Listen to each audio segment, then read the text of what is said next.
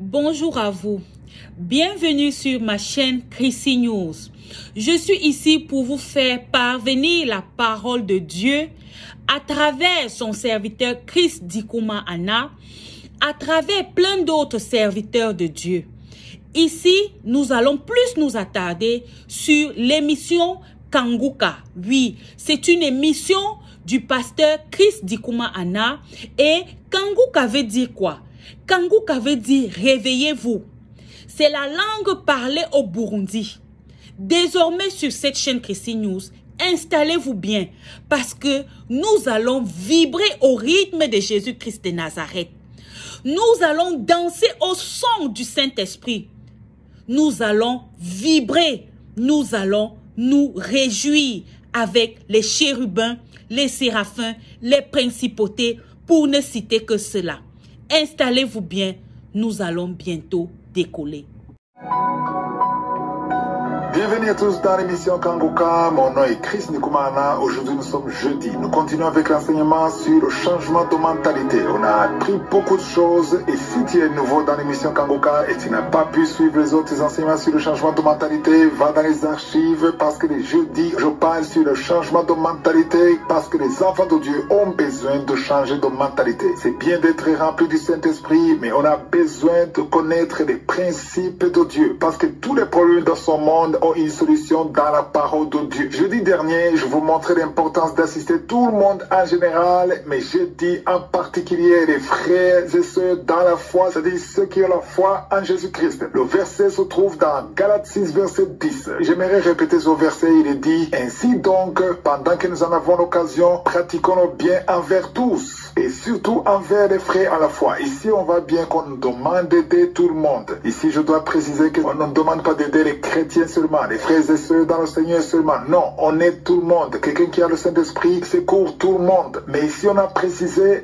surtout les frères à la foi. Donc, j'essaie d'expliquer ce verset, pourquoi cette particularité. Comme je l'ai dit, ce n'est pas de la discrimination, mais il y a un intérêt, il y a une raison pour laquelle on insiste sur les frères à la foi. Quand on parle de frères, c'est-à-dire les chrétiens en général. Il y a ceux qui disent qu'ils sont dans des pays développés, parce qu'il y a des réactions. Ceux qui sont dans des pays développés et qui nous disent qu'ils ne voient pas comment aider les pauvres parce que dans leur pays, il n'y a pas de gens qui ont faim. C'est-à-dire que quand il y a des pauvres qui n'ont pas à manger, le gouvernement s'en occupe. Mais même si le gouvernement s'en occupe, la plupart de ceux qui m'écoutent dans cette émission Kanguka, ils sont originaires de l'Afrique. Tu es peut-être dans un pays très développé où il n'y a pas de famine, on ne manque pas à manger, mais dans ton pays là d'où tu viens, il y a des pauvres. Donc si Dieu t'a béni, il faut faire quelque chose pour ceux qui sont encore au pays, qui n'ont pas les moyens. Dernièrement, je causais avec quelqu'un qui est d'origine suisse. Le chrétien m'a dit que dans son pays, en Suisse, si tu es chômeur, tu n'as plus de travail, le gouvernement s'occupe de toi. Et j'ai posé la question: jusqu'à quand? Il me dit: aussi longtemps que tu n'as pas de travail, on va s'occuper de toi. Il m'a dit: dans mon pays, tu ne peux pas dire que tu n'as pas à manger, tu meurs de faim. Il n'y a personne qui peut mourir de faim. Mais la situation est différente en Afrique. C'est pour cela qu'il faut faire quelque chose quand tu as l'occasion. Parce que Galates 6.10 dit: pendant que nous en avons l'occasion. C'est-à-dire qu'il y a des occasions, c'est-à-dire des opportunités que Dieu peut provoquer pour que tu fasses quelque chose. Et si tu n'aides personne, Dieu t'a béni, tu es payé chaque mois et il n'y a personne qui est béni, tu ne fais rien pour personne, ça ne veut pas dire que Dieu n'a pas créé des opportunités. Les opportunités sont là, mais tu n'es pas sensible parce que tu ne penses qu'à toi. Quand tu penses à toi, rien qu'à toi, tu ne remarqueras même pas les opportunités que Dieu met devant toi. Parce que Dieu met toujours des opportunités devant toi. Si tu veux vraiment aider, il y aura toujours des opportunités pour aider. Jeudi dernier, je vous ai dit que si la parole de Dieu nous demande d'assister tout le monde, mais surtout ceux qui sont dans le Seigneur, ça veut dire qu'il y a deux avantages. Je vais revenir sur les deux avantages. Le premier avantage, nous le voyons dans 2 Corinthiens 9, verset 12. Je dois insister sur ça parce que beaucoup de chrétiens ne comprennent pas. 2 Corinthiens 9, verset 12 dit: le secours de cette assistance non seulement pourvoit aux besoins des saints, mais il est encore une source abondante de nombreuses actions de grâce. Donc ici, le premier avantage, ce sont les actions de grâce qui montent vers Dieu. Donc chaque fois que tu es quelqu'un qui a la foi, qui connaît Dieu, il y a un avantage pour le ciel. C'est-à-dire la personne, bien sûr, la personne va te dire merci. C'est le minimum de dire merci à quelqu'un qui te fait du bien. Mais si c'est quelqu'un qui connaît Jésus, qui a reçu Jésus comme son Seigneur et Sauveur, il t'a dit merci, mais la personne va encore remercier le Seigneur parce qu'il sait que ce que tu as fait, c'est Dieu qui t'a utilisé. Quelqu'un qui a Jésus, quelqu'un qui est chrétien, quelqu'un qui a la foi, il sait que tout don parfait vient de Dieu. C'est ce qui est écrit dans Jacques 1, verset 17. Il est dit, toute grâce excellente et tout don parfait descend d'en haut du Père des Lumières, chez lequel il n'y a ni changement ni ombre de variation. Donc tout don parfait, tout ce qui est bien vient de Dieu. Donc si tu connais Dieu, tu vas remercier Dieu. Un païen ne va pas remercier Dieu, il va te remercier seul. Mais celui qui a la foi, il va te remercier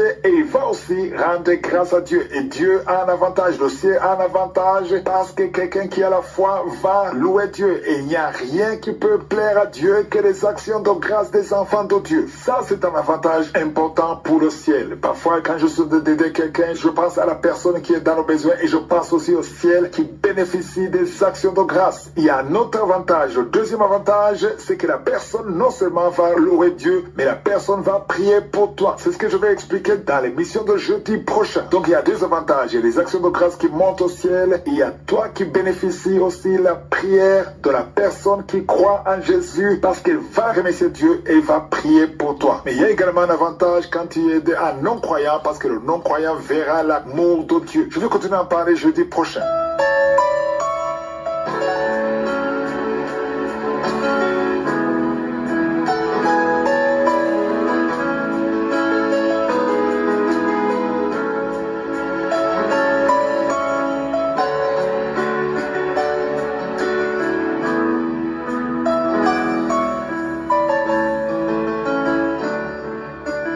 Nous sommes maintenant dans le moment réservé à l'enseignement. Nous continuons avec l'enseignement que j'ai intitulé Le commerce des prophéties et des miracles. Je vais un peu expliquer pourquoi j'utilise le mot commerce. Parce que je crois que c'est le meilleur mot qui explique cet enseignement. Tout le monde connaît la signification du mot commerce. Quand on parle du commerce, ça dit qu'il y a échange. Il y a un produit que tu ne peux pas avoir sans payer. Si tu entres dans une boutique ou dans un magasin, tu peux prendre tout ce que tu veux. Par exemple, s'il y a des habits, tu peux essayer les habits sur ton corps, tu peux aller dans le miroir, tu prends même des photos, tout ce que tu veux, mais tu ne pourras pas sortir sans payer. Tu peux prendre tout ce que tu veux, tout ce que tu préfères. Aussi longtemps que tu es dans le magasin, tout va bien. Mais quand tu veux sortir avec ça, quand tu veux prendre ça pour toi, tu ne pourras pas sortir. C'est là où on parle de commerce. Parce que le commerce, c'est dit qu'il y a échange. Tu ne peux pas avoir ça gratuitement. Tu dois payer pour avoir ça. Et là, nous revenons sur ce que Jésus a dit. Vous avez reçu gratuitement, donnez gratuitement. Aujourd'hui, les dons dont je parle, que ce soit la prophétie, que ce soit la prière pour les malades, que ce soit la louange, l'adoration, les chantres. Aujourd'hui, beaucoup d'entre eux exigent de l'argent pour avoir le service, pour exercer le don. Aujourd'hui, il y a des prophètes qui ne peuvent pas prophétiser si tu ne paies pas à l'avance. Il y a ceux qui ne peuvent pas prier pour toi si tu ne paies pas à l'avance. Il y a des chantres qui ne peuvent pas chanter avant de payer à l'avance. Parfois, il faut discuter, il faut signer un contrat et sans le contrat ou sans le paiement, le don ne sera pas exercé. Autrement dit, tu t'es approprié de son don. C'est-à-dire que ce n'est plus le don que Jésus t'a donné, c'est ton don. Ici, je dois préciser que je parle des dons spirituels, des dons du Saint-Esprit. C'est différent des autres dons que Dieu donne, mais ici, je parle des dons du Saint-Esprit. Quand quelqu'un a un don du Saint-Esprit, il faut qu'il sache qu'il faut donner ça gratuitement. Et vous qui m'écoutez, qui envoyez de l'argent sur Western Union pour quelqu'un qui est en Afrique, pour qu'il prie pour toi, ce n'est pas biblique, ce n'est pas comme ça que Dieu le veut. Si quelqu'un va prier pour toi, il va prier pour toi, conduit par le Saint-Esprit, tu ne dois pas le payer pour qu'il prie pour toi. Mais si toi, de ton côté, tu es conduit par le Saint-Esprit, tu as envie de bénir son frère qui est en train de prier pour toi, c'est bien et c'est biblique, il n'y a rien de mal. Mais que le paiement ne soit pas une condition pour prier. Voilà le but de cet enseignement. Et surtout, il faut comprendre que tout ce que tu feras, la parole de Dieu te demande de le faire de bon cœur. Retournons un peu dans 1 Corinthiens 9, verset 17. Paul écrit en disant, si je le fais de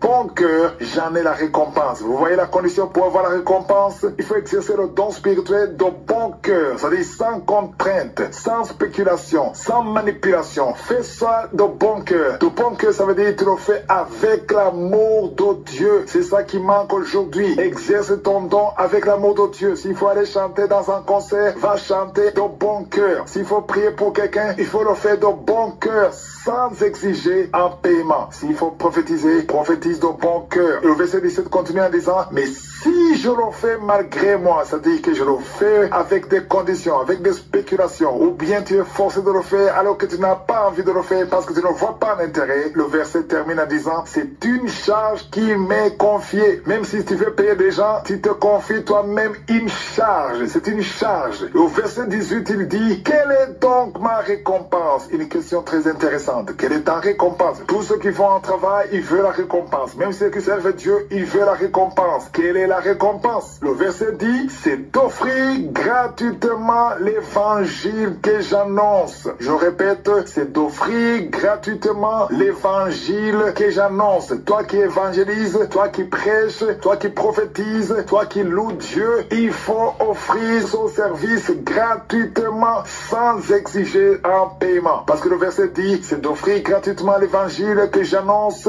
sans user de mon droit de prédicateur de l'évangile. Quand Paul dit qu'il n'use pas de son droit de prédicateur, ça veut dire qu'il a un droit. Et toi qui m'écoutes, il faut jamais exiger ton droit. Oui, quand tu bénis quelqu'un spirituellement, il est censé te bénir matériellement. Mais s'il ne le fait pas, n'exige pas son droit. Il faut jamais exiger son droit parce que si tu es correct avec Dieu, Dieu saura comment te bénir. Le frère ou la sœur n'a pas compris, mais toi, tu sais qui tu sers. Ce n'est pas un homme que tu sers Dieu. Donc il faut jamais exiger le droit de prédicateur, le droit de chantre, le droit de prophète, même si ce droit est biblique et accepté au ciel, il faut pas l'exiger. Parce que si tu sers sincèrement Dieu et que les gens ne te bénissent pas en retour, c'est pas un problème. Le Dieu que tu sers, il te bénira au temps convenable. Il faut te concentrer sur la pluie de Dieu, sur la satisfaction de Dieu au lieu de satisfaire les hommes. Parce que les hommes sont les hommes. Si je suis le vœu, on va continuer à parler dans Kanguka.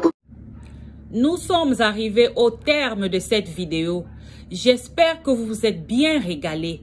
N'hésitez surtout pas à donner votre vie à notre Seigneur et Sauveur Jésus-Christ de Nazareth, car il est l'alpha, il est l'oméga, il est le commencement, il est la fin de toutes choses. Shalom.